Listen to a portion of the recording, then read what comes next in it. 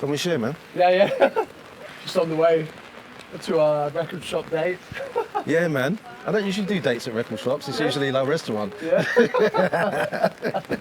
Well, like I said, man, you couldn't have caught a better London vibe than this.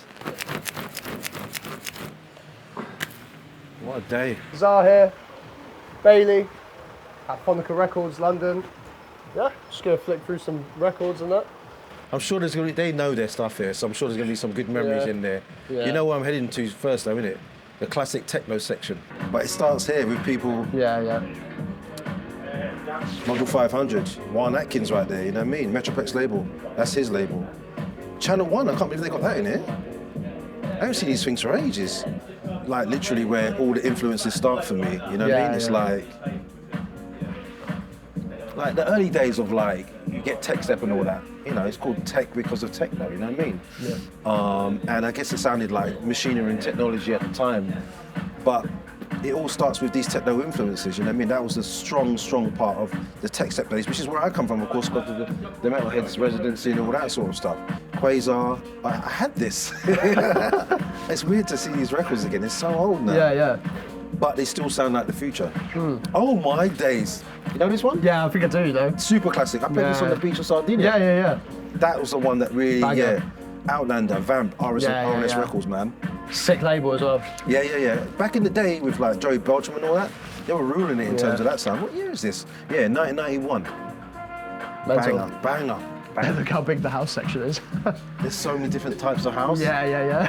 You know what? I've always wanted to get back into house. Eric House. Yeah. You got the House legend of classics, Lou here we Vega go. and that. Yeah, man. Masters at I Work. think if I was going to get back into it, that's where I would be at. Yeah, Deep house. Yeah. You know what I mean? Deep, maybe gospel house. Yeah.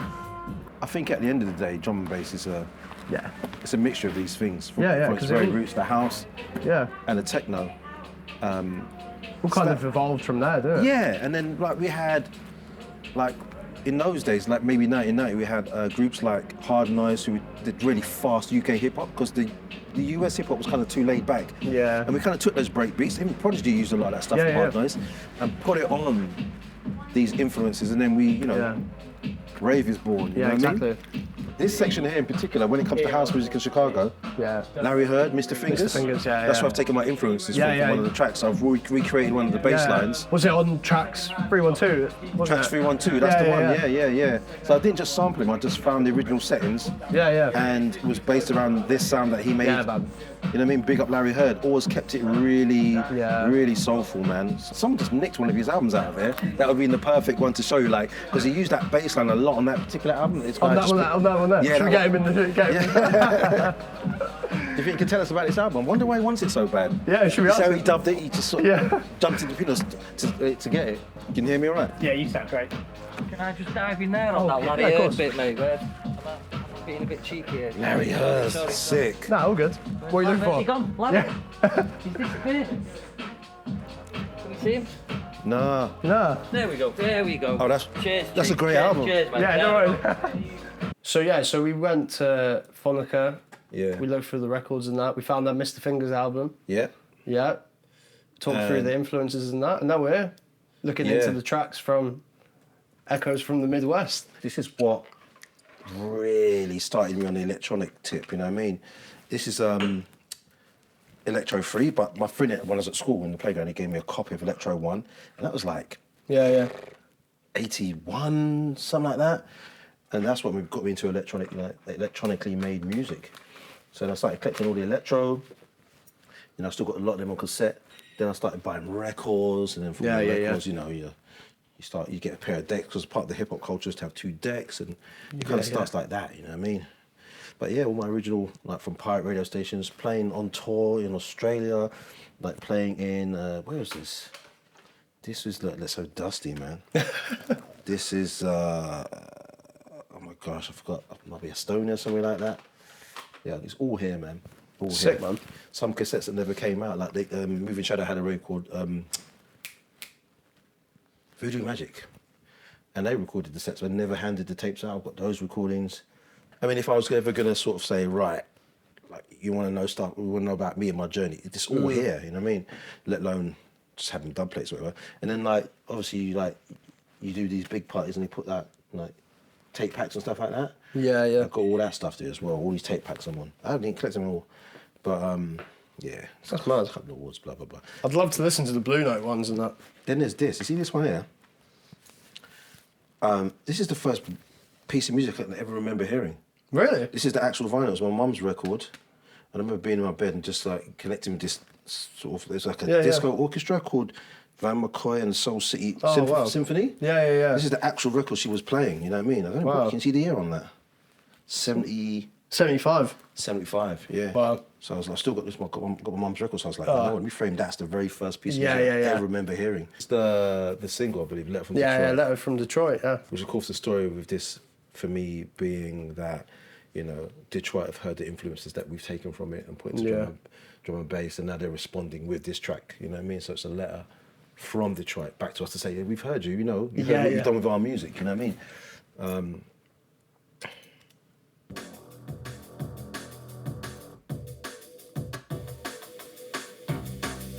Yeah. You can really hear the influences in those sounds and everything.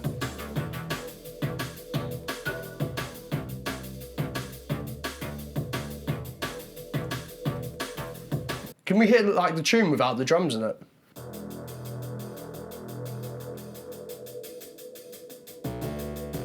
Yeah, heavy.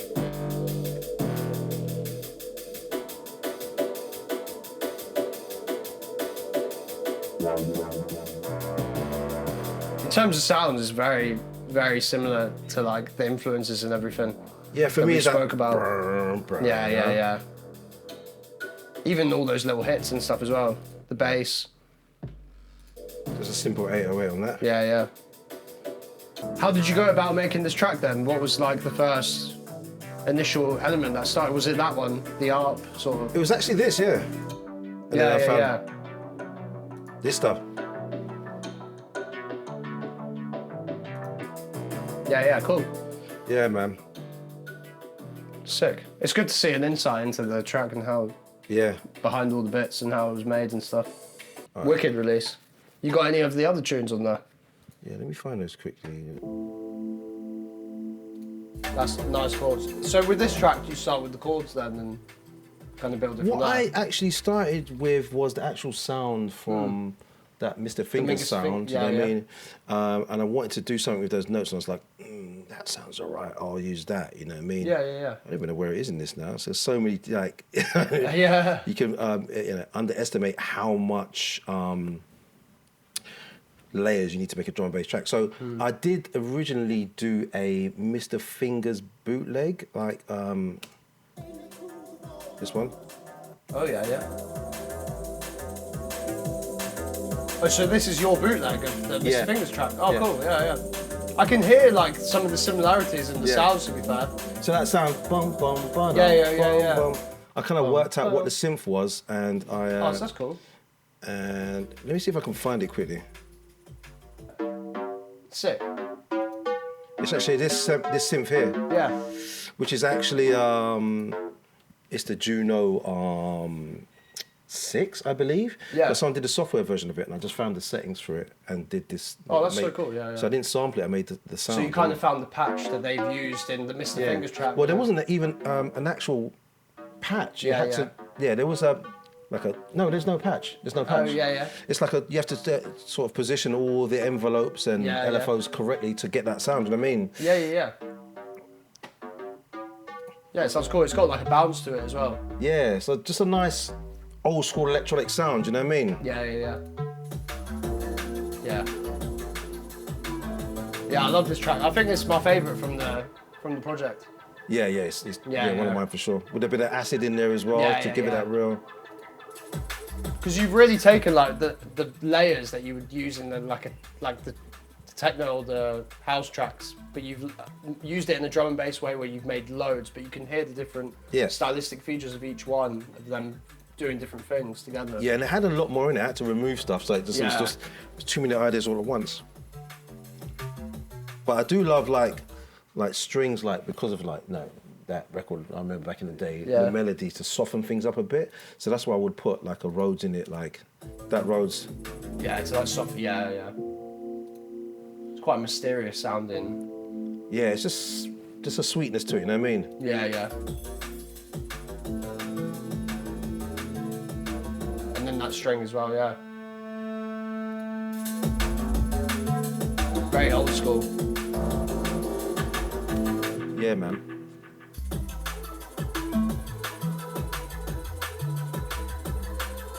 Got some stuff hidden up in here. What's this? No, it's better not to play that for It's probably just an idea. No, play it. I don't know what that is. There, what, those bits at the top, the pig bits? Yeah. I'd have to let me Just an element that you ended up taking out. maybe someone just like a loop here or something like that. I Yeah, just didn't bother yeah. using in the end. Let me see what this is, man.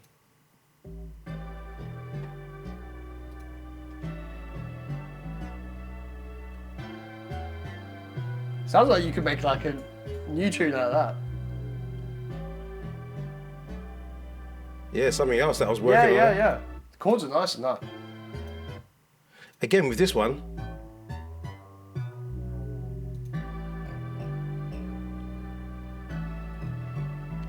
It's got that feel. I'm glad we found that. Yeah, that's sick. So this track is called Trax 312. Yeah, Trax 312. Now, because of the original sort of that doo-doo-doo-doo, that sound was again like from Mr. Fingers. Yeah. And the original label that influenced it, that sort of Can You Feel It thing, was on a label called Trax Recordings. Now, they were based in Chicago, right? Loads of like Mount Marshall Jefferson, Adonis, all these kind of people came on this label. They were literally setting the trend for like house in those days. That was the label. And being based in Chicago, the area code for that was 312. So, why not call the track Trax 312, you know what I mean? To sort of like, again, throw back to like the actual roots. And have these tracks like on this EP then inspired you to carry on and make more like this? And I know you've always been making music like this, but... Yeah, well, I do want to do more. Yeah. Because I feel so comfortable with all these sounds and the stylings and the sounds that go with it. It's kind of like what I want to do more of, really. So that one we just accidentally came across. Yeah. Very similar sounding, Yeah. But yeah, I definitely want to do more of this stuff. I think I think I found my niche now. In this kind of bit. I was going to go for more of the liquid type of stuff, but this I want to I like darker things, so I'll probably go with this. That's cool, definitely.